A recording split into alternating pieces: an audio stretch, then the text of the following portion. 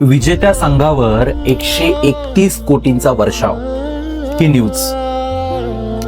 News वाचल्यानंतर आहे ना, मनामध्ये फक्त एकच विचार आला की भारतामध्ये दिवसाला भूकमारीमुळे जवळपास 7,000 लोक पर डे मरतायत. वर्षाचा जर हिशोब केला तर जवळपास 25 लाख लोक मरतात. आमच्या शेतकऱ्यांच्या दिवसाला 29 ते 30 शेतकरी आत्महत्या करतायत. वर्षाचा जर आकडा बघितला तर जवळपास 11,300 शेतकरी आत्महत्या करतायत आणि त्यातल्या त्यात 1,70,000 टोटल सुसाईड्स होत आहे आणि त्यातल्या जवळपास दिवसाला 10 सुसाईड आणि संपूर्ण वर्षभरामध्ये 3,500 ते 4,000 सुसाईड या फक्त आणि फक्त जॉब नसल्यामुळे होत आहे. LPGचे भाव वाढताय, CNG याचे त्याचे भाव वाढतील, पेट्रोलचे भाव वाढतील, ठीक आहे रे, परंतु फक्त इंडिया जिंकल्यावरती तुम्ही जवळपास 100 कोटीपेक्षा जास्त पैसे खर्च करतात.